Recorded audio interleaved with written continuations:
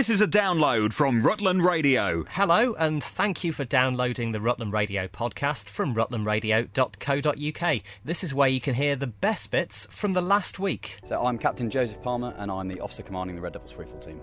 How on earth do you actually become a Red Devil to do something as majestic and spectacular as that? So the first thing is you've got to be a serving officer or soldier in the parachute regiment. So myself, I'm the officer commanding, and then I have 14 soldiers from either the 1st, 2nd or 3rd, our regular battalions, and we also have a full-time reservist soldier and also a reservist who serves with our 4th battalion, which is our reserve battalion. So do you have an aviation background in terms of, like, you know, is everyone a pilot, or is parachuting, you know, more specialist than that? So just military parachuting. So every guy on the team is a trained military parachutist from their basic training as a parachute regiment soldier, and then to become a Red Devil, we'll train you in the field of sports parachuting, and then once you've got those basic qualifications, we'll get you up to speed with the more technical aspects of display parachuting, which, as you can imagine, there's a huge amount that goes into it, and it's slightly different from the orthodox sports parachuting you might see at a local club or a drop zone, for example. The guys really do have to work on making sure their safety is paramount, because we're jumping on new drop zones every time, and the first time the guys will have seen the drop zone is when they're overhead, and also they're jumping next to a stately home or in front of crowds of 1,000 people, so they really do need to make sure they're going to hit the cross every single time, and we're very, very lucky. The jump team at the moment does a great job. And with it being the 100th anniversary of the RAF, does that mean that you've stepped up this year as well, like so many organisations associated with it? Yeah, absolutely. So it's always a pleasure for us to jump into any military event. So events like this that raise money for military charities, or the Armed Forces Day that we jumped into last weekend. So we split the jump team and we went all the way up to Stirling and all the way down to Paignton and Plymouth for the Armed Forces Day. So we spread ourselves pretty thin during the summer to make sure that we get around and visit as many people as we can, jump into as many events as possible. And whoever of the public would like to meet us and ask questions, it's great for us to be able to meet people and kind of talk about our journeys through the military, how we became Red Devils, our service both now on the team and previously in the battalions. And how long can you be a Red Devil for, potentially? So anything up to the longest serving Red Devil at the moment has actually been here for 12 years. So Nathan, our team leader, has been around for a long time, and he is basically the subject matter expert on display parachuting in the UK. He just ticked over his 500th public display this year. So he is absolutely the expert on what we do. So he's been around for a long time. The majority of the guys will serve a maximum of 5 years, and then they'll return to the battalion to resume their normal orthodox kind of Green Army career. And do you have a kind of summer season, and then sort of during the winter you don't do so much? That's exactly right. So we'll start ramping things down around about October, whereon we'll flick back to our normal career and we'll do any military courses we need to do, education and that kind of stuff. And then we'll start ramping back up around February, March in the new year, where we'll go abroad for a team training. So as you can imagine, parachuting requires relatively good weather and relatively consistent winds to train. So generally speaking, we'll find ourselves in America, or possibly somewhere like Cyprus. We'll go away and we'll do a training package to get the guys up to speed for that season, and then the actual display season runs kind of April to October, and we try and get to as many football games, music festivals, concerts, you know, whatever we can do all the way through that window depending on the weather. And where are you actually based?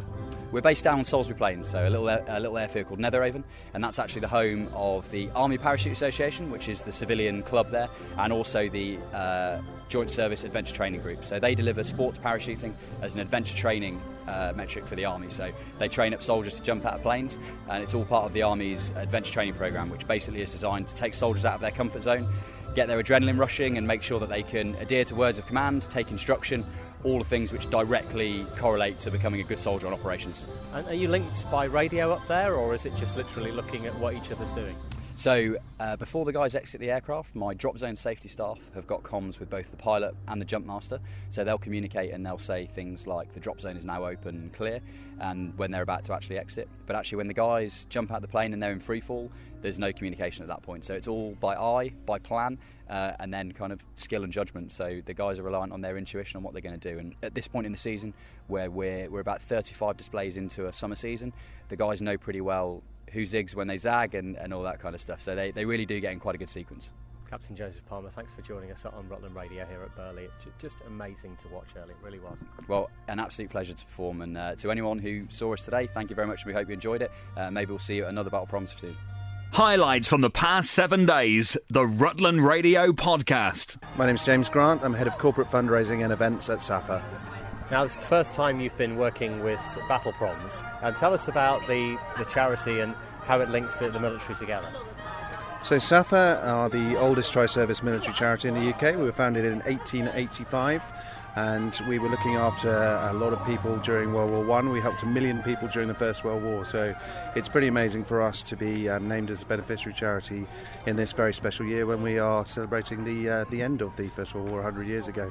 And today we help around 70,000 people a year. We do so in various ways, but mostly through an incredible team of volunteers. We have 6,000 volunteers roughly around the country. We also support the forces in wherever they are overseas, in Germany, Brunei, Falkland Islands, Cyprus and elsewhere. So we help many thousands of people a year through adoption services for military families, through housing, through our mentoring service for people as they transition out of the forces, and through many other different services including bereavement support groups and short breaks for disadvantaged children from military families. So we are seeing this as a great way of telling that story to many thousands of people. It's been a wonderful day in terms of raising that awareness, in terms of raising funds as well, and just seeing people really engaged with the charity. I personally have spoken to 2 people today who have been helped by SAFA, and it's wonderful to hear that, because it's sort of, being lucky enough to be involved in a charity that helps people in such wonderful ways. And how much money do you need to function the way that you do, or is it really just a matter of raising as much as you can? Well, today is certainly about raising as much as we can. It will all go towards those services that I mentioned earlier. We need to raise about £8 million a year in terms of voluntary income, which is not easily done. So we're obviously grateful for any opportunities like this, and we should be raising a significant sum tonight. Rutland Radio. Thank you, Sire. I'm here with East Midlands in Bloom judges in the Garden Hotel Garden at the moment, actually. That's Chris Beale and Joyce Slater. Now, first time judging Uppingham? No, this is my 3rd time. Last came to Uppingham in 2012. What about you, Joyce? And this is my first time in Uppingham. So, first impressions? It's very impressive. Very impressive. And so many different things you're looking at today. I mean, we're looking at Uppingham as it is, putting itself on show today, but it's not just about what you can actually see as you walk round, although that itself is pretty special for us. It is. We're looking at the horticultural side, the flowers, the plants. We're looking at general cleanliness of the town and environmental issues, and then we're also looking at the community and how the community participate in Uppingham in Bloom. And the whole process not only is today, but then obviously all the rest of the towns are going to be judged. The decision will be made and revealed on Wednesday in September. That's correct. So it makes a very busy fortnight for all the judges, because we try and do them all in this first fortnight in July. And that means basically you've just got a permanent tan, presumably. Yeah, we've been lucky this year. It's been very hot this year, a bit different to last year's judging. What does that mean for watering for those who are actually doing this? Because obviously they've got to keep that up, but all plants are going to be suffering a bit, aren't they? They are, and I think you've got to be realistic about it, and it's interesting how much effort people have gone to try and maintain and also select where they are best placed to water and where it's best to let the plants work it out for themselves. Well, Sire, the judges will be making their way into the High Street area and seeing what the shops have to offer, and obviously heading round North Street East as well. And we'll hear more in Rutland Radio News later. Rutland Radio's best bits on the podcast. Thank you, Sire. I'm here with Keith Dunn from Uppingham School Gardens Department, and as we say every year, Uppingham School is a big part of the town, a big part of Uppingham in Bloom, isn't it, Keith? It certainly is, yeah. We do all the planting for them and do all the watering for them and make sure that they're on the right track for everything that we need to get ready for Judging Day. Has that meant an early start for you today? Not too bad. I was in at 7 this morning, so it's not too bad for now. And you see all the flowers planted in the planters and all along the High Street, and also this way towards the other end of the High Street where we are at the moment. But just seeing the amount of work that goes into this, Uppingham School is spread all over town, but you actually spread Uppingham and Bloom a lot further. We certainly do. I mean, we provide all their plants for them. We source them, we provide them for them, and then look after them before they go out. So we start sorting out this summer we'll do that in about another 6 or 7 weeks' time. We actually start working out next year's planting lists. So Uppingham School broke up itself just a couple of days ago. We're already into summer school, and I guess you're here most of the summer, are you? Oh yes, gardening never stops, although it's slowed down this year because of the weather, thank God, but no, we're at it morning, noon and night, 5 days a week, if not longer. And any thoughts of your chances this year? It does seem that Uppingham puts so much into it each year. It's in the lap of the gods, you never know, because they will not let on, so you just cross your fingers, hope for the best. Rutland Radio. Thank you, Lydia. I'm here with Steve Flowers. There's 25 of you actually walking around Rutland Water today. Yeah, there's about 24 of us. We've got 2 people in a recovery car. We're doing the full walk, including the peninsula, which I believe is about 24 miles. Obviously doing it for a good cause, walking with the wounded. So hopefully we're going to raise lots of money. Now, how did that cause come about for you? Well, our governor, Neil Thomas from HMP Stockton, he used to be in the forces, and he mentioned it to me that could we do something for them. It was suggested that because it's local, we could walk around here, and so from that moment on, we just started getting staff together and advertising it, and fortunately we've got 25 people who wanted to do it, and the governor has been really appreciative and really supportive, and that's why we're here today. So it's quite good, I guess, in a way, just to pull that amount of people together, really, because you run a busy shop up there and you're all doing this in your spare time, I guess. Yeah, it's difficult. The detail office have tried to get as many people off as they can, but obviously so we're in the full regime. But it's not just prison officers, there's admin staff, there's some governors. So there's a mixture of staff who's doing the walk today, which is quite pleasing. You're pretty easy to spot with your red T-shirts on, you've got your buckets as well. Yeah. So how long do you think you'll be out here for? Well, I think we've done about 8 miles at the minute. We've got another 16, so I would imagine we're looking somewhere around about 6 or 7 o'clock tonight when we finish and get back to Whitwell.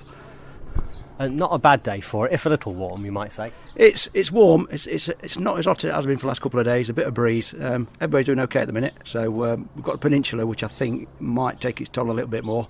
But we're okay. We're getting there. Nice and steady pace. The weekly Rutland Radio podcast. Rutland Radio, England v Croatia later, and I said about your Croatian connections, you can't get more of a connection with our area than what happened back in 1996 when the Croatian national football team came to train at Cottesmore Amateurs Ground, then known as Rogues Park, now Westray Park, and the man it was named after still associated with the club, it's Alan Westray. How did it all come about, Alan, then? How did Croatia end up training at Cottesmore?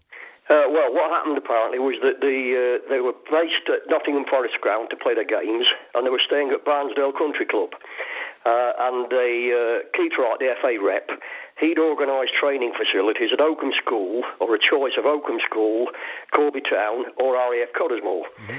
And for various reasons, they went to all those 3 venues, and for various reasons just couldn't train there. Guns at Cottesmore when the war was still going on in the Balkans, various things. Anyway, Pete Slater and myself were up at Rogues Park one Monday afternoon, basically surveying what then was just a village pitch, looking a bit torn. This would be, in May 96?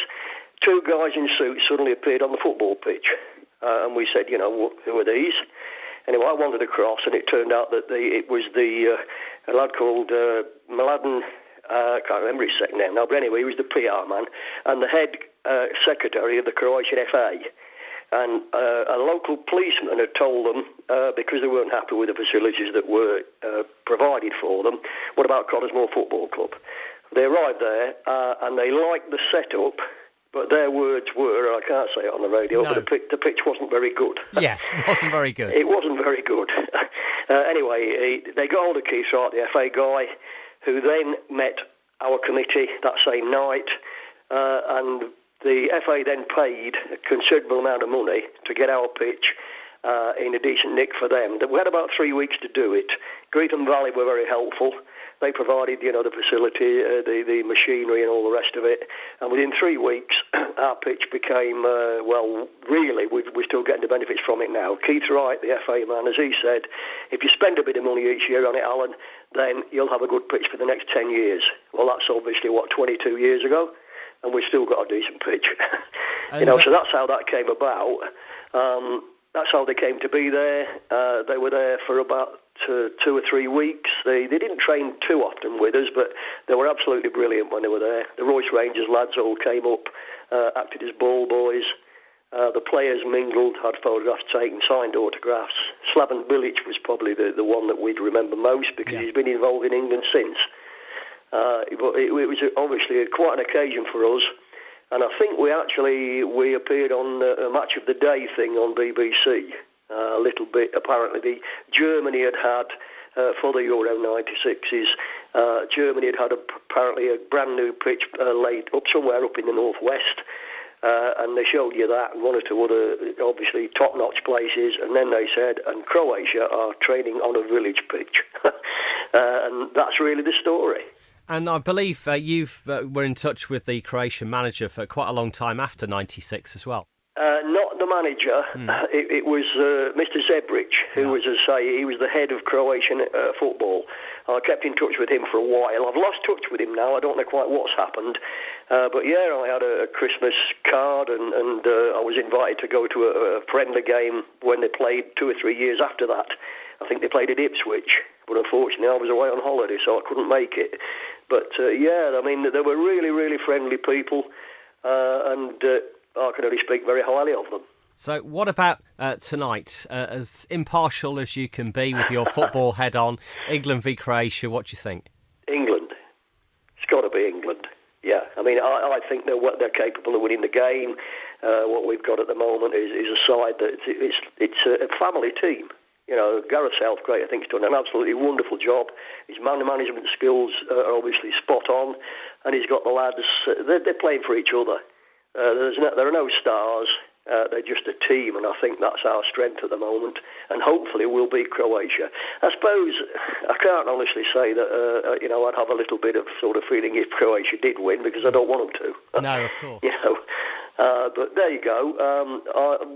The club itself, Cottesmore, I mean, we thoroughly enjoyed that their visit, and we're very proud to have them actually.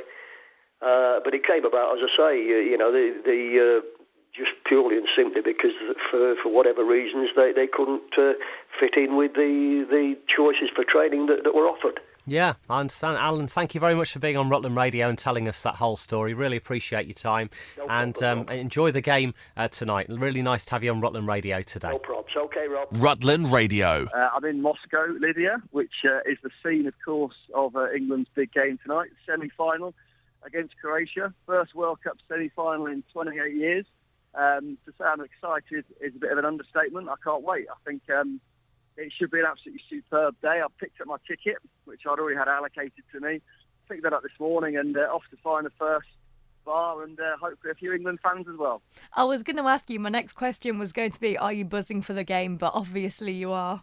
Yeah, of course, yeah. I mean, games don't come much bigger than a World Cup semi-final. Of course, hopefully we'll have the really big one, which is the World Cup final on Sunday. But yeah, it's going to be a difficult game. Rakitic, obviously a very good player, Modric as well, very good players for Croatia. But England this tournament we've seen throughout that they can mix it. They're a good side. They seem relaxed. They seem happy. It's not going to be an easy game, that's for sure. I can certainly see Croatia scoring. I reckon they'll probably score the first goal, but I think we'll come back into it and I can see us winning 2-1. Are you going to stick around for the final? Well, if we get to the final or or Saturday's match. Yeah, well, I'm sticking around for the final if we get there on Sunday. If we lose tonight and then playing the third and fourth place playoff on Saturday, I'll try and get a flight to Amsterdam. Actually, it's a lad I know from Stamford Stag do in Amsterdam this weekend, so I'll be heading to that. That's my plan. Is if we lose, get a flight to Amsterdam. I don't blame you. And finally, Dean, have you got the Stamford flag with you again? I have got a Stamford flag with me, yes, but I haven't brought it out to the game with me. World Cups are very difficult to get the flags into the ground, so I've left it in the flat. But if we do win tonight, then I'll be taking it out around town tomorrow, getting a few photographs of it, and I'm sure I'll stick them on social media. Highlights from the past 7 days, the Rutland Radio podcast. It's Rutland Radio at breakfast time. I'm Rob Pisani. As often we mention at this time of year, it's so much fate season. And often when I drive through Greetham, I see the sign for the Ducks. And in previous years, I've seen this huge wheel that said Greetham Village Fate. We will find out now if that's actually up. Emma Jude is one of the organisers of the Greetham Village Fate this year. Is it advertised by the big wheel again? It is, Rob. Yes, both tyres, as you come into the village from both ends are up advertising it. And in addition, hopefully people will see quite a few of our banners and signs around the local villages as well. All to raise money for the church itself. Yeah, that's right. So St Mary's Church, a very old church, beautiful church, dating back to the 1200s. And like most of these beautiful parish churches, the roof is in need of repairs. So the money we raise from the fete this year will be split between church funds and then to help fund the repairs on the roof as well. So it's noon till 4 this Saturday. Take us through some of the attractions that people can get involved with. Some of our biggest acts are the Cottesmore Military Wives Choir, and we're really grateful for them coming down, and they're going to do 2 sets for us. We then have a static, because previously some of the birds have flown off, display from the Rutland Falconry and Owl Centre. So again, we're very grateful for them coming down. First Military Working Dog Regiment are going to send a very small contingent down and bring some of their dogs and hopefully get the children up and show how their dogs can search to find articles hidden in clothing, etc. We then have all your traditional stalls and games. So we have a bouncy castle, a hay bale maze, lots of craft stalls, plant stall, bric-a-brac, all the traditional fete games that you would hope to see. Some petting ponies, and also Leicestershire Fire Service are coming down for us as well. And I know you'd like to thank a number of organisations that have helped you do this, because it's tough when you're a little village, a little community, and, you know, meeting every so often and just hoping this will all happen. You know, a lot of companies have helped you. Yeah, that's right. We're really grateful. We've had 3 main sponsors, and we're really grateful to those. So that's Stamford Stone, Newton Fallowell and Orchard Windows. And then we've got a great raffle. And again, thanks to, I can't name them all, but thanks to all the local businesses that have given us prizes. So it is a really good raffle, and we hope that we will sell many tickets for that as well. So whereabouts is it, and where's the best places for people to park? Yep, so it's at the Greetham Community Centre, which is just down Great Lane. It will be very clear on the day with lots of signage. There's parking on site, so people can just drive to Community Centre, park on site. Excellent stuff. Emma Jude, thanks for joining us on Rutland Radio this Saturday from noon. That's it. Thanks very much. Rutland Radio. It's Rutland Radio at breakfast time. I'm Rob Pisani. Looking forward to another busy weekend around our area, and the longest event this weekend is Extonbury, and it's back for the 12th year. Mark Buttrell's with us. Mark, another brilliant lineup of bands right the way through the afternoon as always. Yes, it is. We start at 1:45, and this year we're turning it up to 11. We've done 10 bands every year so far, but this year we've got 11. And you start with ukuleles, which is always it's a nice summery thing to do, isn't it, really, ukuleles, I think. We're really lucky to have the Palmy Ukulele Band. They're from Peterborough. They really are the musical equivalent of Sunshine. It's going to be a fantastic start to the day, 1:45. The Extones obviously make an appearance. Where would Extonbury be without them? Well, we've been there ever since in various lineups, and this year the only change in our lineup is Nick, our new bass player, but we keep changing our style a little bit. It's almost been a different band every year, but as well as the Extones, we've got a few other familiar faces and some great new faces too. The old friends we've got, Out of the Blue, fantastic hard-rocking acoustic band. They've been almost with us since year 1. Clatterpot, they're a folky sort of contemporary band. They'll be doing a short set. Manky Beds started with us last year. They're a sort of Oasis, sort of Beatles type of band. Los Cojones for the 3rd year running, doing Santana and Latin Caribbean. But then some of the new names, Jam Room, a fabulous blues band with soulful vocals from Laura. We've got Funked Up. They're a band that really will be out to prove that white boys do play that funky music. Headline act this year, Daytona. Daytona span out of The Reason, who did a fabulous headline slot for us last year, and they promised to rock us out to the end of the day in a real style. Now, if you get tickets in advance, it's £10. When do they stop being on sale? Yeah, sorry to say they have now stopped. Right. But we're now having to concentrate on building the field. Stage goes up today. All the marquees will go up today and tomorrow. Portaloos get delivered tomorrow. It's really exciting stuff, this festival stuff. Yes, absolutely. Ticking it all off. But on the day, we'll have plenty of availability for people to come in, and it'll be £15 on the day, which is still fabulous value for 11 bands and nearly 12 hours of solid music. Now, all the money, the proceeds go back into the village. Yes, they do. And every year we raise money for charity. Over the years, we've done slightly over £36,000 for various charities, always something local and usually one of the larger national charities. But this year, we've had a really major project in Exton Village Hall. It was a lovely facility for many, many years, but starting to look a little bit dated. So we've spent a huge amount of our own money, in fact, every last penny of our own money, on new toilets, completely refitting the interior, new music system, projector. We've got various things we'd still like to do to finish the project off. And so all of the proceeds will go to the Exton Village Hall improvement project this year. And it's in the paddock, as always, at the Fox and Hounds, just by the side there, almost opposite the village hall. That's right. So just behind the pub. Anyone who wants to arrive has to park very carefully on village streets. We don't have any car parking, I'm sorry to say. Straight in the back, the pub provide the most excellent food you'll ever have in a festival. It's not just your burger and chips. It's way, way better than that. Mm-hmm. I must just mention one thing, though, because it's a small field, that we can't allow dogs. We do every year get someone will turn up and hoping to bring on their dog. It's just such a tiny area for us to have that we can't allow that, and that's the one rule really that we have. All the details are on extonbury.com and on social media as well. And what time do gates open tomorrow? So the gates will be open at 11:30. As I say, live music straight from 1:45, and really it will be bang, bang, bang, bang, bang until about 11:30, 1:45 midnight when we finish. And the weather forecast is the best we've ever had. Usually when the Extones play, it rains, but this year it won't. It shouldn't, no. So we're looking forward to it. It's going to be a fantastic year. We've already outsold pre-sales tickets by a factor of at least 5. So, it's going to be busy. It's going to be great. Come on down and join us. That's Extonbury in Exton tomorrow, right the way through the day. As Mark said, gates open at 11:30 and music right the way through until late. And £15 on the gates, or if you got tickets in advance, you have saved yourself a little bit of money. But under 12s get in for free, Mark. Yes, they do. It's always been our way, so we like to encourage the kids. Be careful with the sun this year, of course. We've got a standpipe for anybody who feels a little bit faint. We've got a fully manned first aid station as well, so no need to worry about anybody. Just bring sunscreen. Be careful, look after each other, and let's have a really great time. Rutland Radio's best bits on the podcast. So my name's James.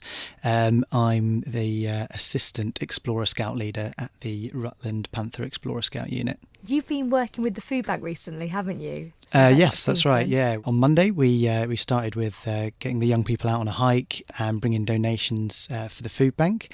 We were met by David from the food bank, and he sort of spoke to them about what they do and how it all works. And then on Wednesday we went down to the food bank location in Oakham and sort of painted it for them. So we sort of stripped down the inside and gave it a sort of fresh lick of paint. That's really nice that it's not just about giving food. You've also been able to help in other ways, like maintenance. Yeah, that's it. And the food bank does. They do a lot of great work in Rutland. It's worth saying as well. Like our program that we run with the young people is always youth shaped. Everything we do is requested by them, and we as leaders just help facilitate it. They wanted to do something with the local community, support a charity or work in the local community in some way. So what sort of things do the Explorer Scouts do? Because it's the Scouts, but it's the older Scouts, isn't it? It's That's a different right, yeah. part of the Scouts. Yeah, so Explorers are slightly older. They're 14 to 18. But you'd be surprised how there's not much variation in what they do to what the younger ones do. We always say the explorers are just basically big beavers. They often enjoy a lot of the same stuff that the younger ones do. So they sort of define what we do. It's often about getting outside. It's about having fun. We go on camps and we do skills night where we learn how to build a fire and cook outside and that kind of thing. But then, we also do things like we'll go out on the green and play cricket for an evening, or we'll do fort building. And Rutland must be a fantastic place because you've got all of the wilderness, you've got woods, you've got open spaces, so much for the Scouts, the explorers to do. Yeah, absolutely. And, it's great, especially in the summer, when the weather's like it is at the moment and it's lovely and warm, and we've got, Rutland water right on the doorstep. And yes, there's loads of facility for us to get out there and do things like, cycle riding, wide games, capture the flag, all that kind of thing. So how are you doing on leader numbers? Are you looking for leaders? I would say, yeah, within Lincolnshire sort of scouting more widely, we're always looking for volunteers. There's an initiative within scouting called the 4-week challenge, where we sort of ask people, volunteers, to, come along for 4 weeks, which is just 4 sessions, and, get involved and see what you think. And everyone's welcome to come along if they're between 14 and 18? That's right, yeah, absolutely. We meet twice a week, once in Uppingham, once in Oakham, and these sort of Oakham meetings fairly new, so we've only sort of got that running this year. So yeah, definitely looking for, young people who want to come along, get involved, try something new. So what's the best contacts if they want to get in touch with you to join up? What's the best contacts for you? To be honest, the best thing to do is just hit Rutland Scouts into Google. There'll be loads of information there as to how to get involved. We're part of the wider Lincolnshire Scouts, so it'll be every result on page 1 will be, how to get involved and contact details and that kind of thing. Well, that's it for this week's Rutland Radio podcast. If you have any comments, you can email us via the website rutlandradio.co.uk, and we'll have a new version on our website from Monday. This is a download from Rutland Radio. For more information, go to rutlandradio.co.uk. This is a download from Rutland Radio. Hello, and thank you for downloading the Rutland Radio podcast from rutlandradio.co.uk. This is where you can hear the best bits from the last week. It's Rutland Radio at breakfast time. I'm Rob Pisani. Now, back in March, it was all a bit snowy. And you probably remember there were a number of events that were postponed or rescheduled, and some of them were even cancelled. However, the big Rotary Walk, which is at Ibrook Reservoir, is coming up very soon. It was due to be on the first Sunday in March. Understandably couldn't be, but it's on the 29th of July. And Ramsey Ross is here really to get a few more people signed up if you can. I guess it really helps, doesn't it, in terms of actually knowing how many people that you need to volunteer to marshal it as well if you get all those advance registrations. Absolutely. Morning, Rob. We are very pleased that we've been allowed by the Ibrook Fishery to rearrange our walk for the 29th of July this year. You can register in advance either through the Rotary website or on the morning after 9 o'clock at the lay-by at Stoke Dry. We're hoping that we will have a very good turnout, so we would urge you to come along and support your local charity, because much of the money that we raise from the walk goes to Loros, a very deserving cause. And it is a very leisurely activity, isn't it? I mean, obviously it is a walk, but you're not necessarily against time as long as you set up some time after 10. Absolutely. And it's all very level and the paths are extremely good. We've got a drinks table set up halfway in recognition of what we hope will be a nice day for the walk. And it's also a rare chance, actually, to walk all the way around Ibrook Reservoir. It is. Since the change of ownership, there have been restrictions placed on walking, and so we're very pleased to acknowledge the assistance that we've had from the Ibrook Fishery.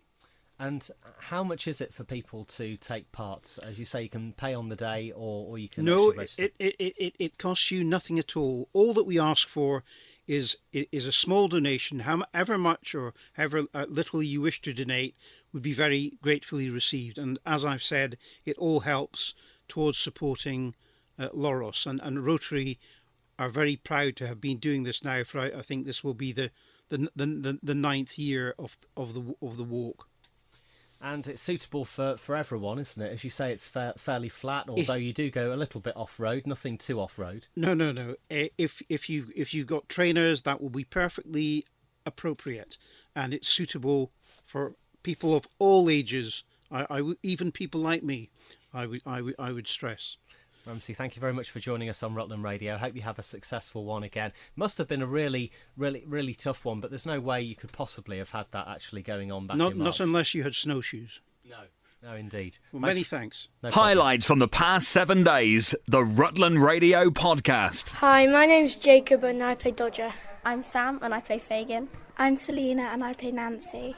I'm Jemima and I play Oliver. A girl, Oliver? Yeah. Were you expecting to get that part? No.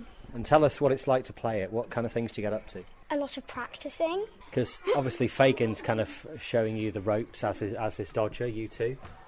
So what sort of things are you showing Oliver what to do? How to pickpocket people around. Oliver gets caught, but it's actually Dodger who steals it. And do you get to kind of sing and dance? Yes, there's a lot of singing and dancing. What's your favourite song? Reviewing the situation. Now, Nancy, what's your favourite bit? Singing Pepper. You lead that, don't you? How do children act like they've had a bit too much to drink? That must be quite difficult. You're looking forward to opening nights, Tuesday and Wednesday this week? Yeah, I'm really excited. Are your parents coming to see it then? Well, my mum's coming on Wednesday, and I think she might be coming on Tuesday as well. Wow, fabulous stuff. Thanks for joining us on Rutland Radio, and break a leg. Thank you. Rutland Radio. Thank you, Lydia. You can probably hear some of the children of St George's in the background just there. I'm here with Chris Graves from Inspire Plus. Now, there's 4 of you cycling and then a tour vehicle as well. What's it all about? Yeah, so we're a local sports charity, so we work with all the local primary and secondary schools, and we thought as an end-of-year challenge we'd cycle around all of our schools, visit them, set them a few challenges and just raise a bit of money for our charity at the same time. 200 miles, yeah? Yeah, 200 miles, yeah. Spread across 3 days, but only within 23 hours, so we're doing it within the school days, which adds a bit of pressure onto it. And you're in Stamford today, so St George's to start with, ending in Uffington? Yeah, that's right, we're doing St George's, Bluecoats and Gilbert's and Uffington today, and then we head out sort of Market Deeping Way tomorrow and finish off at Long Sutton. And you're regular cyclists anyway? No. Perfect.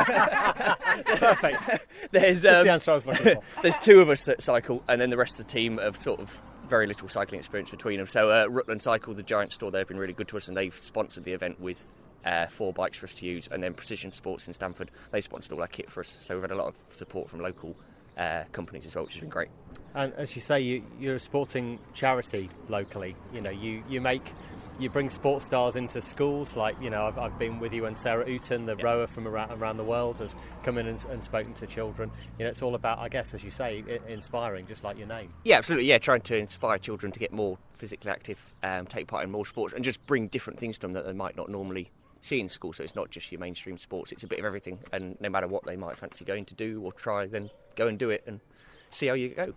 Rutland Radio's best bits on the podcast. Now, to say Rutland is one of the smallest counties in the UK, I think is one of the most talented as well. We have so many youngsters here with so much ambition, like Isabel Hudson from Market Overton. Now, she loves cricket and she got into it at the age of 10, just watching matches with her dad. She's worked her way up the different county teams, and now she's been asked to play for England's under-17s indoor team at a tournament in New Zealand. How amazing is this? She's only 15 years old, representing her country, but it's going to take some funding. So Mark Hudson, her dad, chair of Market Overton Cricket Club, is hoping somebody could lend them a helping hand. £3,500 for the trip. Women's cricket is really still in its infancy, and there isn't funding there at the ECB to pay for everything that goes on. I'm looking for some sort of sponsor to help us financially, to help us fulfil a dream of representing a country. So, say travel, flights, hotels while she's stopping there, transfers to and from the hotel every day, food, evening meals, that sort of stuff. It would be an amazing opportunity for her, and as well to inspire other girls to get into cricket. As you said, it's still in its infancy at the moment. Well, I mean, that's correct. I mean, I've always said, even myself as a coach, our job is custodians of the game, and anybody that plays the game, really you are a custodian to get more and more people playing. She plays for a school team as well, and she's trying to get more and more people playing there. She's helping me coach and sort of guide some of the women's teams that I've created at Market Overton. So she's passing on some of that experience that she's got already, even at the ripe old age of 15. So she must just love it as well. Oh, she eats, sleeps and drinks cricket. she's upstairs now packing her kit. It forms, obviously, a lot of her life. At the moment, it's not affecting the school work. It's something myself and the school keep a close eye on. It's a big part of her life, and she does love it. You know, I'm not one of those pushy parents. I do drive her, but I don't push her.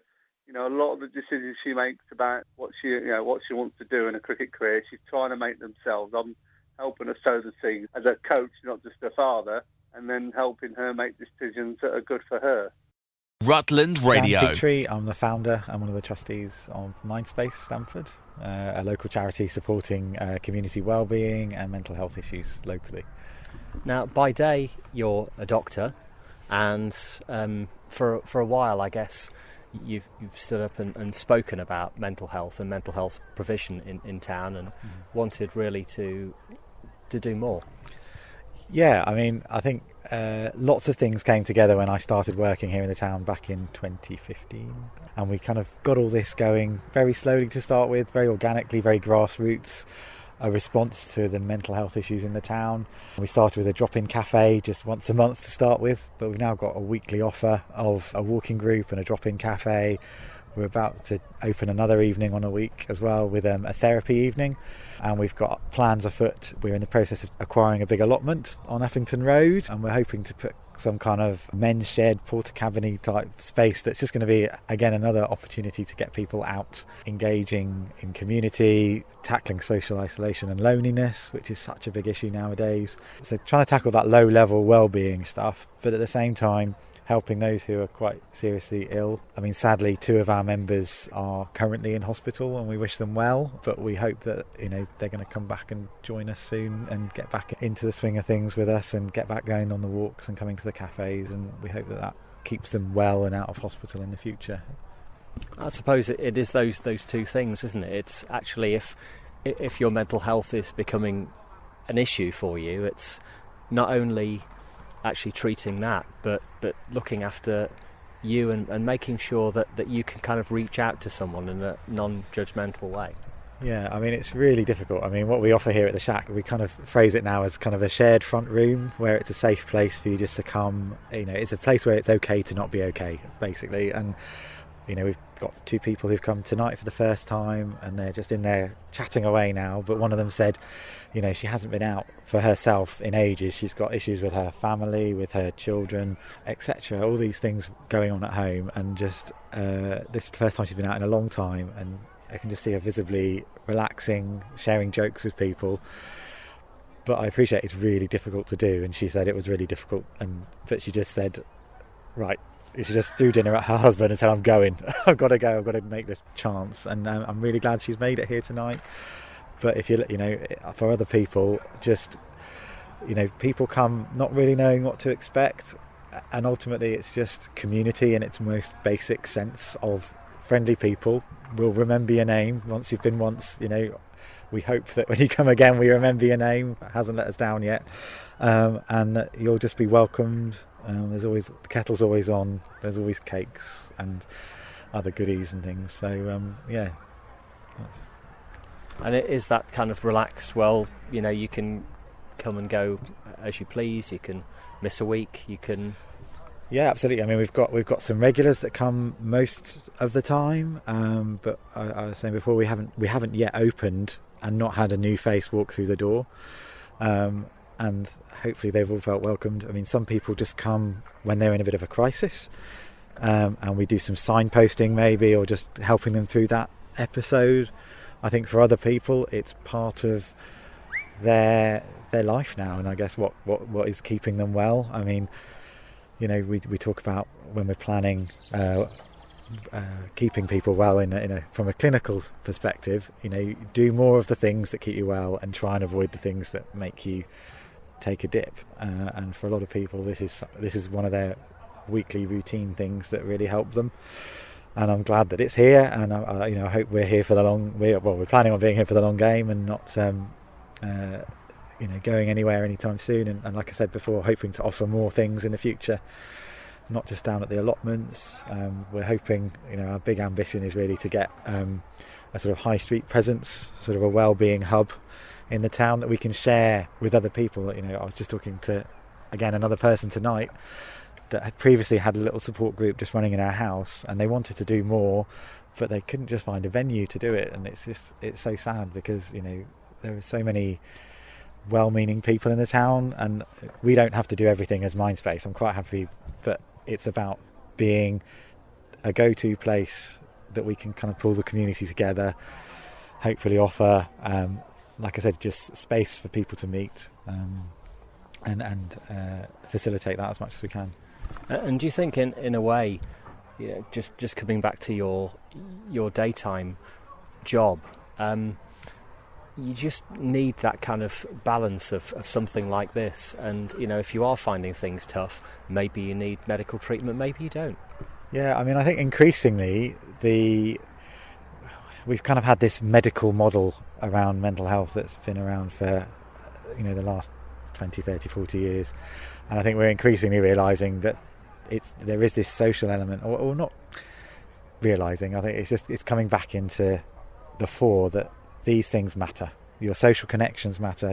People who are lonely, it's as detrimental to your mental health as having diabetes. So these things matter, connections matter, so community matters. And we're not a big town. We're a town where people know people, and you can encourage a friend, you can come with a friend, you can bring a friend the next time. But yeah, we need to do more of that stuff that prevents ill health in the first place, and that's a big ask. But if we wait for government to do it, it's not going to happen. We need to respond as a town at the community end. I think what's really excited me recently, the Public Health England have released this thing called a Prevention Concordat, which is it's a really simple document, and it's just some consensus statements about basic mental well-being, promoting it in the workplaces, community, supporting each other around these kind of basic things about what it is to be a person and flourishing and all those things. And we're actually hoping on World Mental Health Day on the 10th of October to have a big signing ceremony in the town, that Stamford becomes the first Prevention Concordat town. We're kind of piggybacking on the celebrations last year of Stamford being the first conservation zone in the UK, and we feel like that was lovely, and we've protected the fabric of the town. But actually it's now the turn of the citizens, and how we can get the citizens of Stamford to flourish. And we kind of draw a line in the sand and maybe step out as the first town to do that. So we're hoping to get businesses, the town council, the GP surgery and other providers, and to sign up to that. And like I said, to have a big do on World Mental Health Day, to kind of draw a line in the sand that the people of Stamford matter, and that we collectively want to respond to all this stuff in a way we can together. What would you say to anyone listening who actually is quite tempted to come along and just needs to make that step? Like I said before, really, it's just try and throw away any preconceptions. We are all very friendly, and it's a very equal space. There isn't. I don't lead a group here. This is just people being people. We're all very real. And actually most people, when you get down to real, are very nice and friendly people, and they certainly are, in my experience from here. But take a chance. We know it's hard. If you need some help getting here, you can get in touch, and just let us know, and we can kind of have a bit of a conversation either through Facebook or email or whatever, in what help you might need to get to somewhere. We'd happily meet you before a walk or before a cafe, just one-to-one, just to kind of hopefully coach you into coming if that's what you wanted to do. Come and see me at the surgery. I'm a local GP, so if you're here in Stamford, I will happily see you, and we can talk more one-to-one in that sort of safe place if that's what makes you feel comfortable.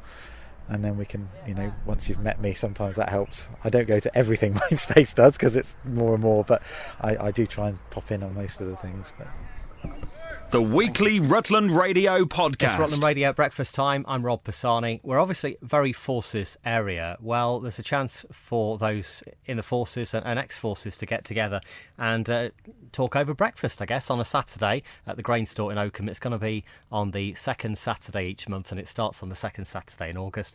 With me this morning, Peter Atkinson of the Grain Store, and also Mark Taylor, who's put this all together. Mark, I guess, I mean, it's fairly obvious to say, I suppose, that there's an appetite for people who've been in the military to get together. And how did this all come about?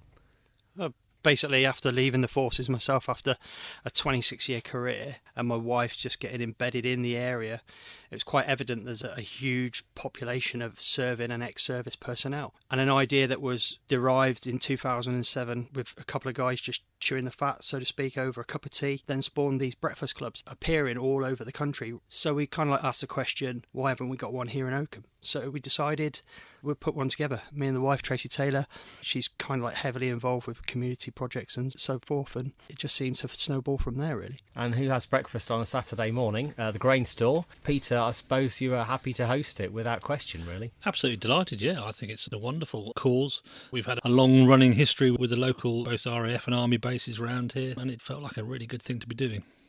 And how do you see this progressing? I suppose it depends a lot on level of interest, but do you think it might lead to more social events, talks, that kind of stuff?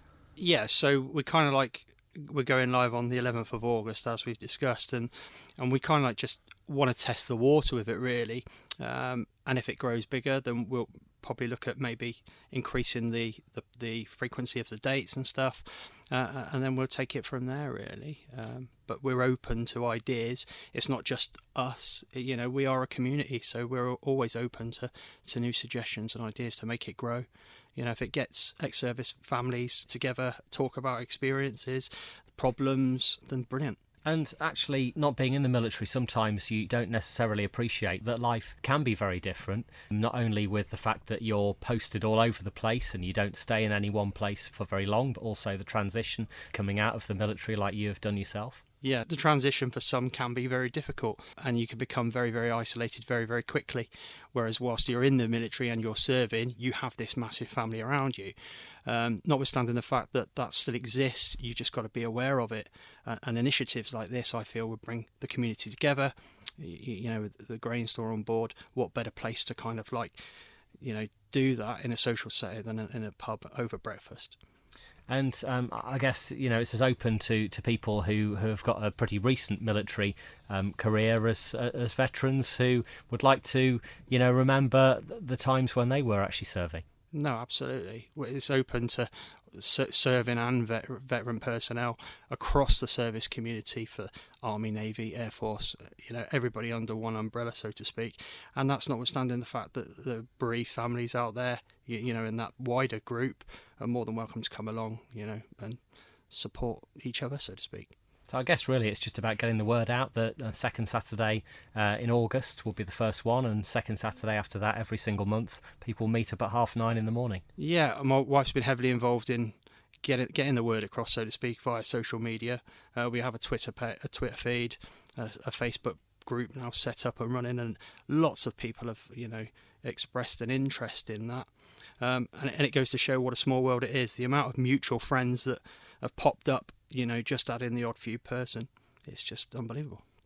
Excellent stuff. Well, all starts on Saturday the 11th of August, as Mark said, at 9:30 in the morning. Thanks very much for coming in, Mark Taylor, and also Peter Atkinson from the grain store. And I guess it's really, as a pub in the town, Peter, I suppose it's another kind of social circle to invite, to experience your hospitality, really.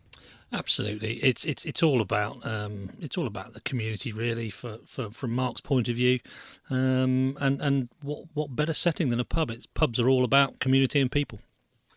Mark, would you like people to let you know that they might well be coming along on the Saturday the 11th? Yeah, that would be fantastic. Not just for us, to gauge the level of interest, but also for people and for numbers. We've obviously got a good idea of what to expect, but a heads up would be fantastic. And for those that are struggling with transport, those with disabilities or any kind of like life limited injuries, we have got transport set up with the VAR, the local voluntary aid service, and we can sort transport out as well. So all is good. So you can get in touch by email, which is oakham.afvbc. That's oakham.afvbc@gmail.com, and you're also available on social media, so you can be messaged that way as well. Yeah. Rutland Radio. It's Rutland Radio at breakfast time. I'm Rob Pisani. Tomorrow night there'll be 80 women from across the Peterborough and Stamford area and a little bit further performing live at the Crescent in the Sing for Life 2018 Gala charity concert, this year supporting Sue Ryder's Thorpe Hall Hospice. People have many reasons for taking part. Lisa Dotchins from Stamford. And Lisa, you'll be singing for the first time. Well, I say the first time, actually. Didn't you sing at Stamford Arts Centre, actually in front of an audience last Saturday? Just kind of almost like a dress rehearsal for tomorrow. Yes, we did. It was fantastic. Very scary, but it went really well. Do you feel like maybe you had a second chance in life after going through cancer yourself? Yes, I had cancer twice in the last 3 years, and a couple of weeks ago I was just told I was all clear. So it's like, it's the start of everything now. Yeah, absolutely. Those things you thought, well, maybe I'll get round to doing those at some point, and you thought, well, maybe singing was one of them. I've never thought of singing at all, and it's only from having cancer I need to start doing more. And I spotted this banner on the roadside as I come off the slip road on the A1. Yeah, I've seen it. Sing for Life, and I'd never heard of it, and apparently it's been going quite a few years now. and all the proceeds go to Sue Ryder Thorpe Hall. It's just a fantastic opportunity, and I've loved every minute of it, even though it terrifies me too. Yes, I can imagine. And an 80-strong choir, I mean, that's some sound, isn't it? It does sound wonderful. Last night was our final rehearsal, and I felt quite emotional because I thought, we do sound good. Yeah, how fabulous. And it really is good. The choice of songs that we've got, there's such a variety. I think there's something for everybody. So if you're free tomorrow night, look up the Crescit in Peterborough or Sing for Life and you'll find out all the details on how to get tickets. Now, I know you're off to work soon. Am I right in thinking you work at Stamford Welland? I do, yes.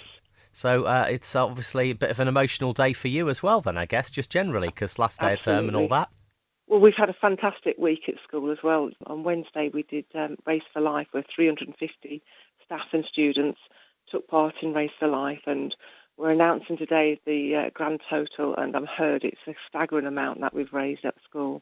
Wonderful, Lisa. Thank you very much for being on Rutland Radio. Enjoy the last day of term and enjoy tomorrow night at the Crescit as part of Sing for Life. Thanks for being on. Lovely.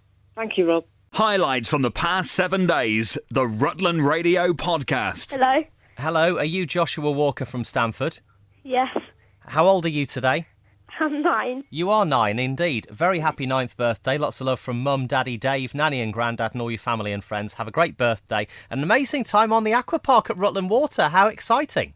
Yep. Will this be a first for you? First time you've been there? Yeah. And how's your birthday so far? You had anything exciting? Done anything exciting apart from that? Yeah, I've got lots of money and gift cards. And Lovely. clothes. And last day at school, I guess, before the summer holidays? Yep. Where do you go? St Augustine's. In Stamford. Yeah. Joshua Walker of Stamford, happy 9th birthday. Have a lovely day. Thank you. Highlights from the past 7 days, the Rutland Radio Podcast. Hello, Helen. Hello. How are you? I'm very well, thank you. Are you? Yeah, good, thank you. And happy birthday for the other day. Thank you so much. And yes, let's talk summer holidays because they're about to begin and it needn't cost a fortune. That's basically what it's all about, isn't it? Well, exactly, yeah. I think with holidays, you spend your whole year looking forward to them. You spend your whole year saving up for them. You don't want to get off on that, treasured holiday, that week or 2 weeks away, whatever you've managed to get, and it be stressful and it be fraught. So, I mean, let's be honest, travelling with kids can be stressful. So that's why I've been working with Amazon Prime Video to help make sure that they've got a massive back catalogue of videos and programmes that you can download onto your devices, onto your tablet to keep your kids distracted, happy and safe when they're travelling. Now, you've got 2 children yourself. I have, yes. How old are they? A 1.5 and a 3.5-year-old. So the best ages, but the crazy ages, I believe. Yes, we've got one that's 1 1/3 at the moment. And it's amazing how quickly they get into watching stuff online and on screens, though, isn't it? And can work it as well. Yeah, oh God, and I think it's intuitive, isn't it? Because it's all touch. And it's funny because before I had kids, I was like, oh, I'm not going to be that parent that puts them down in front of a digital device. But actually, it's about being realistic. And it's a different world now. Like, my kids never sit down in front of a television. They do, when it's appropriate, have their digital devices and watch something like when we're travelling because it distracts them and it keeps them busy. And if they're happy, then you're happy. So yeah, I think there's a time and a place, and I think what's good about this is it just gives us as parents a massive amount of control, not over when they watch and how they watch, but what they watch. Just don't turn it off halfway through. No, you want to get your battery charged, yeah. Yes. But you know what? The good thing about these accounts and these devices is it's not just on one, is it? So it's like if your telly breaks back in the day, then that's it. But obviously, if your tablet breaks, you can show them on your phone or whatever. But yes, I have fallen foul of that. Mummy, the battery's gone. Yeah, absolutely. And download day is today, so people are going to be literally, grabbing as much as they can, just, as much as they're packing their cases, with clothes, they're going to be packing their cases with stuff to entertain the children online as well. And that's the thing, because if you've got the Prime membership, it's all free, so you can download as much as you want, hours and hours and hours, and it's there, ready and waiting for when you want it. Not saying people have to sit through 7 hours of Paw Patrol. That would be a little bit ridiculous. But it's there should, if and when you need it. So I think for me, it's just kind of... I need to make sure my youngest has got his security blanket. He literally loves his little blue. But this is a bit of a security blanket for me. Like, if there is a bit of time when oh gosh, you know, heaven forbid one needs a plaster or a cuddle or a whatever, I know that I've got something that can distract the other one. Because I travel a lot with mine on my own, and so I'm outnumbered. Like, obviously, when I'm with my husband, we can man-mark them, but when there's two of them, they've got the upper hand on me, so I need something to make sure that I can get back in control. Now, I saw one of my friends from Rutland, actually, the other day, and her son won a Blue Peter badge. It is still one of the most special things that you could ever own, isn't it? Whoever introduced that badge, and I think it was Biddy Baxter, is an absolute hero, because that was it's just such a good way of kind of tying the audience, the programme. And do you know what? People forget how many free places it gets you into. It gets you into about 200 places for free. Wow, that is quite amazing. Now, I'd forgotten about that as well. And, you know, from your time on Blue Peter, you were always, you know, the action girl on Blue Peter, weren't you? The one that was going to take on the challenges more than any other. I believe so. Well, I started the show with two of my really good friends, Joel and Andy, and they, I mean, they're savvy, streetwise boys, but they weren't really up for jumping out of planes. So luckily for me, I like doing that stuff, and luckily for them. Yeah, absolutely. And then you went on, you know, with all the Olympic coverage, you know, to actually make that transition into, you know, adult TV, if you know what I mean. I mean, yeah, you know, yeah. do you know what I mean? Grown-up TV. Yes, I know what you mean. Yeah. Yeah. So, I mean, I've been really lucky that I worked in news and radio for a long time before I went to Newsround and Blue Peter, and then went on to sport, and I've done a sort of 8 years on Countryfile. So I've been lucky, really, that I've had a really good sort of fun and rewarding few years. So, I mean, you never know what's going to happen in telly. You never know how long it's going to last. But touch wood, so far, I've had a really nice run. And now you're onto lifestyle-y things like, you know, from gardening and also the holiday stuff as well. Yeah. Well, who doesn't like a holiday, eh? So, Yeah, no. indeed.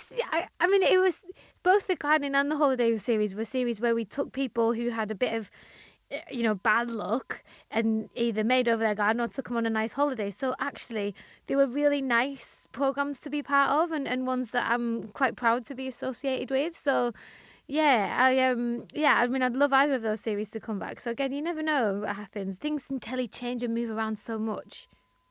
And I suppose that brings us back to what we started talking about, really, that it is the summer holidays. It's time, you know, to fill some of the children's entertainment. And if you are taking them on a long journey, you can't beat downloading a bit of, you know, stuff that they'll like. 100%. And as I said, as someone who works in the industry and has, you know, made lots of different telly programs over the years, what I love about this is that as a parent, we get to pick and have some control over what they're exposed to, because that's what's difficult, I think, in this day and age. But there's so many free titles that it's all there, it's all for them to pick from, and it's just there sort of as and when and if they want to dip in and out of it. Helen Skelton, thanks for joining us on Rutland Radio today, and happy holidays. Thank you. Have a nice break. Well, that's it for this week's Rutland Radio podcast. If you have any comments, you can email us via the website, rutlandradio.co.uk, and we'll have a new version on our website from Monday. This is a download from Rutland Radio. For more information, go to rutlandradio.co.uk.